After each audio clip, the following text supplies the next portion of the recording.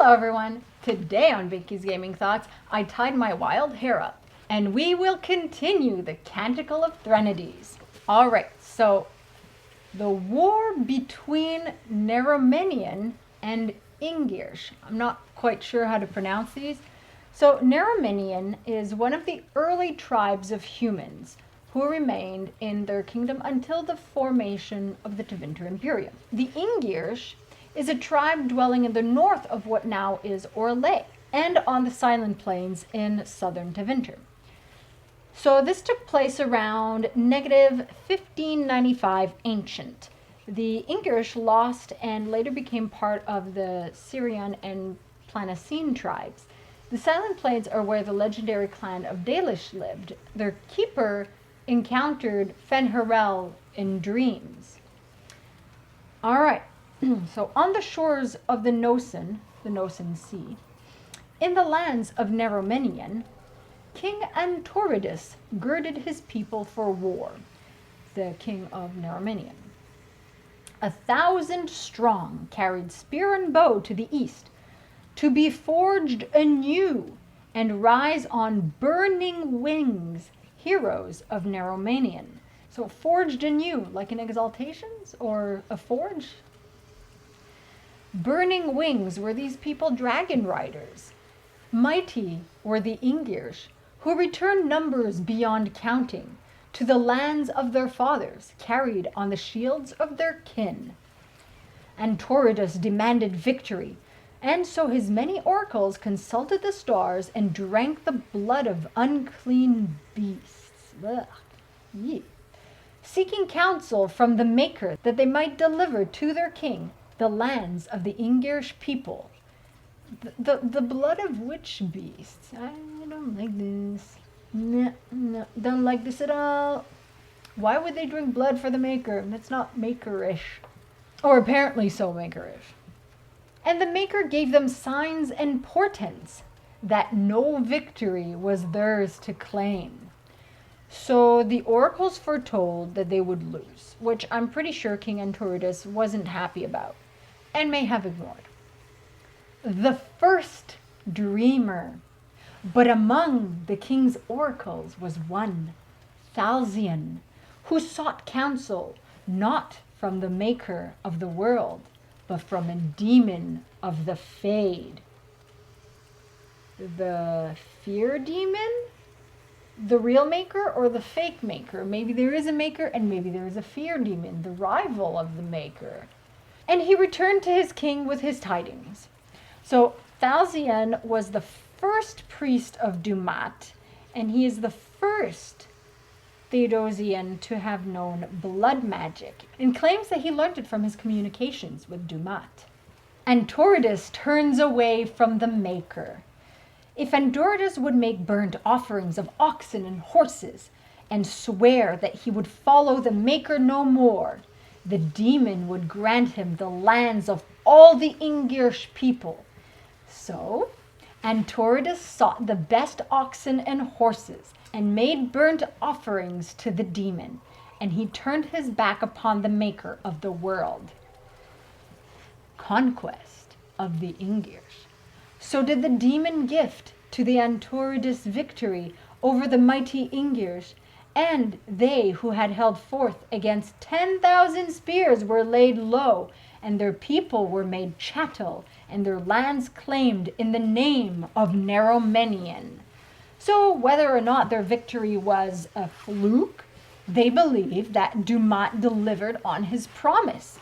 It's also possible that the old gods and that fear demon influenced the events, perhaps planting fears and whatnot in the Ingirsh, in their minds, which would have caused their downfall, cause them to falter during battle and not be at their best potential. War with Planacine, so one of the Orlesian tribes. The power of Neromenian grew 7-fold. I find that revealing, since there were 7 old gods. And with it, Antoridus's heart grew hard, and he looked upon the lands of the Planacine to the south and said, There upon the plains I see a land of plenty. The branches bear fruit until they bow to the ground, and sheaves of wheat go to rot, forgotten in the fields. So once again, in the lands of King Antoridus, the people of Narominion girded for war. 7,000 strong carried spear and bow to the south to forge anew the land of plenty in the name of the king. I think these references of repetition are significant. In the lands of the south, on the banks of the river Nemois, the people heard the croaking of ravens and were afraid. They cried out to their king, Damertes, to save them from the coming storm. So the Planascenes see their approaching doom. Let's learn more about this. Damertes consults his oracle. The king of the Planascene, sorely troubled, from amongst the wisest of his people, gathered a council to prepare for the arrival of the enemy. And the sages went forth and looked to the stars. So astrologers, oracles, prophets, maybe people who had something to do with astrariums, drew water from the sacred river Nemois with hope that the fate of Ingirsh might not be shared. So instead of drinking blood, they drank water, pure water, to communicate with the beaker. And the great blade of heaven revealed, great blade could be Andraste herself, I don't know. An attack would come in secret from the east, and the swift carried with it news that the men of the north would set the fields of Planascene alight before them. And lo, the sages returned to their king Damertes, and girded the warriors of Planascene with talismans carved from serpent stone, and anointed their bows with the waters of the sacred Nemois, and sent them forth to battle with Narominion. A side note about the river Nemois, written Pnemois, it is now called the Menanter River and crosses most of the free marches. It's very fruitful, it's very fertile. It actually makes the free marches very fertile. Damertes decreed that all the men and women of the kingdom to the fields of the east journey with vessels drawn from the sacred Nemois, and for 3 days and 3 nights they anointed the fields that the river's blessing might keep the fires of the dragon's children at bay. All right, a few things here. Okay, so it makes sense if the water of Nemois gave them a warning. It lets the soil be fertile, and it's one of the like I said, it's one of the reasons the free marches are so fertile. So it's sacred to them. So it obviously has magical properties, or at least a placebo effect of the sacred and magical protection. But of course, if you drench everything in water, fire can't spread. So they really drenched everything, and when it's wet, the fire can't spread. And the dragon's children is another indication that the Narominians were perhaps dragon riders. Perhaps the false gods are dragons that they ride.